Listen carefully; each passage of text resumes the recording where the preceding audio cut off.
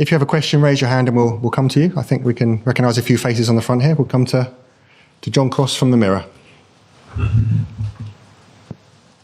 Oh, with a microphone, sorry.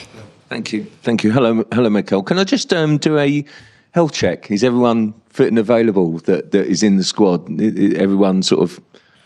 Yeah, everybody's fit. And we have Kieran Tierney with us. Oh. Hola. Can we ask let's ask the question again. Go. Okay, is everyone in the squad? There's no doubts over fitness. Everyone that is here will be fit and available to start. Yeah, everybody that is in the squad is fully fit to start the game. As I said as well, we have Kieran Tierney after a long injury. Great news that he's back. He's been training with the team and he's available to participate. How important would it be to make a real statement with an away win? Because, you know, in the Champions League, maybe sort of away performances haven't yielded the goals, and it's potentially a big week, isn't it? You know, and you've already enjoyed a fantastic home win on Saturday. Yeah, well, it's certainly something that we have to improve. I think we have made the right steps. And looking back, the way we played against Inter and against a team that has been so dominant in the league and having the Champions League final that they should have won and play and dominate the game, but we should have done. But the reality is that after you have to make it happen, and we didn't, you know, and making that steps is what we have to do next. Be ruthless, be much more efficient in the opposition box, and when we get there, actually do what we have to do to take the 3 points away from here. Okay, Sam Dean from The Telegraph. Hi, Mikel. Hi. 2 questions. 1, how good is Victor Gyökeres? And 2, how would you stop him? Well, I would like to talk about the team, about the coaches and how phenomenal they've been. You know, the run that they are in is incredible. That tells you that it's not only the qualities, the setup, as well as the ambition. It's something about the team energy that they have, and that's a great challenge that we have tomorrow to come here and make a statement and show that we are capable that against this kind of opponent, be ourselves and win the game. Hi, Mikel. I know you're focused on supporting the team, but you're coming up against a very in-form striker. He seems to have the pace, the power, the height. Is he, in your eyes, what a modern-day centre-forward looks like now, like an Erling Haaland kind of mould? I understand the question, but obviously they have a lot of individual qualities. That's why they are able as well to win games in various ways. And yes, in a specific position, they have tremendous players. Hi, Mikel. Obviously, it's a new format this season in the Champions League, and we're all kind of struggling to work out a little bit what each result means because there's a big, more games. Is there any concern for you about where you are in the table at the moment? Well, we want it to be higher, that's for sure. But this is the position that we are right now, and we have to face it and control what we can, which is to play in a way that's going to give us every chance to win the game and fight to do it as quick as possible. And tomorrow we have a great opportunity to do that. Hi, Mikel. Hi. I'm just on the away form in Europe. I think it is now only 1 win in the last 8 away. And I know some of them have been good performances, like Inter. We know you were unlucky. But is it a pattern that you can explain? Not all the games they've been the same. It's true that within those games there were games that when we're already qualified, but something is very true. That is that we have to improve those results and we have to find the ways to understand what is been missing. Sometimes it's been performance, to be fair. Sometimes it's been when the performance has been there, other aspects, and that's the next step that we have to make as a team. Mikel, just on that point, I think it's 4 away games in a row you've not scored in Champions League. Yeah. Is that because the players are still new to this Champions League? People forget that it's only last season and this season, and they maybe forget that yourself is still adjusting to getting the right balance in that? I wouldn't say that this is probably the most important thing, but the efficiency that we have shown inside the box at this level with the chances that you're normally able to generate in Champions League is not at the level that requires to win consistently. And that's something that I always say, Champions League is about boxes, small margins and details. And you have to get all those right to win, especially away from home. Hi, Mikel. David was just talking just now about how he's feeling a lot more comfortable in his second season, that he's adapted a little bit. I was wondering if you've noticed that in his body language, his demeanour, his personality, as well as his performances. Well, yes, it's something natural as well. I think it takes time to adapt to a new club, to a huge club like ours. And even though I thought that last season he had a really good season, obviously now he's more confident. He understands the system. He's got his space in the right way. You know, it's you can tell that he's much more composed. He's got better links with his teammates, and he's been in great form. You mentioned about wanting to focus on your players and not on the specific opposition players. So in terms of William Saliba and Gabriel, what kind of tasks do they have tomorrow? And I'm sure you're hoping for them to step up as ever against an informed striker.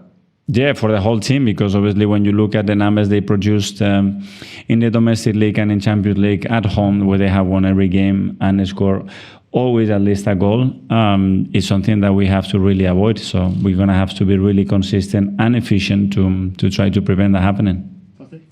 Mikel, so many people be coming through to you at the club, players and other staff members, and say, Mr. Coach, you know, there's issues here. You know, they rely on you for feedback, for information to help them, to support them. And you give that support and you give that guidance because you're a leader.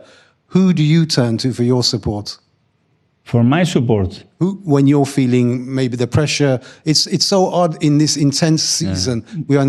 Not this side of Christmas, but are there pressure moments, and who do you turn to? At home. The first one at home. That's why I have a beautiful family, a lovely wife, my kids, all the loved ones, and then everybody, all the staff. You know, that's why my coaches are so important. All the staff that is around it, upstairs, same support, same energy. Is vital, because as you said, there are always bumps, there are always feelings, there are always issues at football club, there are always things that are very urgent, have to be resolved right now, and I'm very lucky to have that environment. Thank you. Sorry, we'll take two more from UK media, then we'll go to some Portuguese questions. So Ian from BBC. Mikel, good evening. Hi. This time last year, you embarked on a winning run after the international break. I'm just thinking, how important is it now? I know it's a challenge to play every 3 or 4 days, but this time between now and March, the next international break, to be able just to focus purely from your point of view, and can you do what you did last year? Yeah, when you look at, I think it's 32 games till the next international break, so that tells you the story. Every 3 days, we're gonna need everybody at its best, and be very well prepared. I think the team is back of having almost the full squad available. I noticed a huge difference already in training and in the team. I sense that already on Saturday against Forest, and it's about the consistency that you are talking about now, to build some momentum, some results, some big performances, and go in a big run. Hi, Mikel. Hi. Your second trip to this stadium in actually quite a short period of time. It feels like a lot longer ago that we were here last, but I wonder, have you had a chance to pause since you've come here and sort of take stock and look at how your team's progressed and what you think is different now from when the last time you were here in Lisbon? Well, it's a good question. It's always a good exercise to see the team a few years back, and I watched both games, obviously, just to have an understanding how we prepared them, what it worked, what it didn't. And it's difficult to recognize a team 2 years later, you know, because you tend to see and look at the game and other stuff in a different way. But it was good. It seems longer ago, to be fair, in a way. But here we are again. The good news is we are in a different competition, a competition that we really want to be and be dominant and be important. And this is where we are looking for. Questions from some Portuguese media.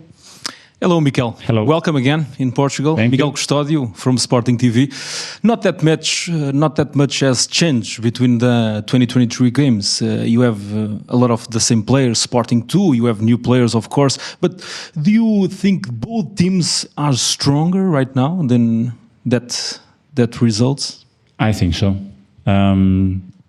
I think so, because I think every team evolved, and talking about Sporting and what they've done has been unbelievable. And we have as well progressed very much from what we were 2 years ago. So it's going to be a good test. Gentleman here.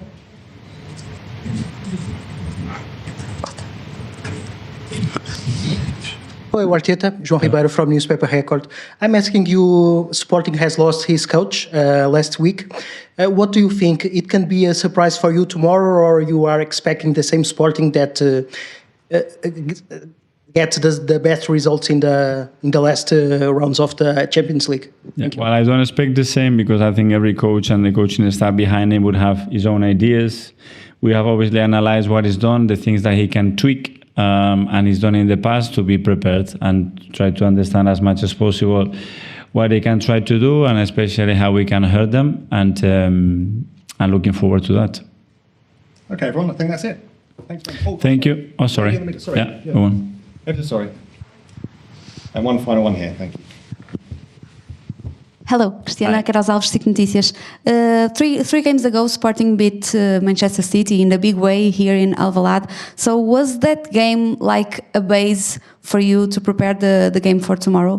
Well, it was one of those. Obviously, they have played other games in Champions League and domestic to try to understand as well how they behave about other kind of opposition, because preparing for Manchester City is a really specific game. I'm telling you because I have experienced that. So I think you need a much broader picture to understand certain behaviors and understand why they do certain things. Obviously, we have analyzed that, but yeah, it was a remarkable game. Yeah. Thank you. Concebidos em bordéis, amor ao Sporting e ódio ao Cardide. Rapaziada 1906, queremos vê-los todos.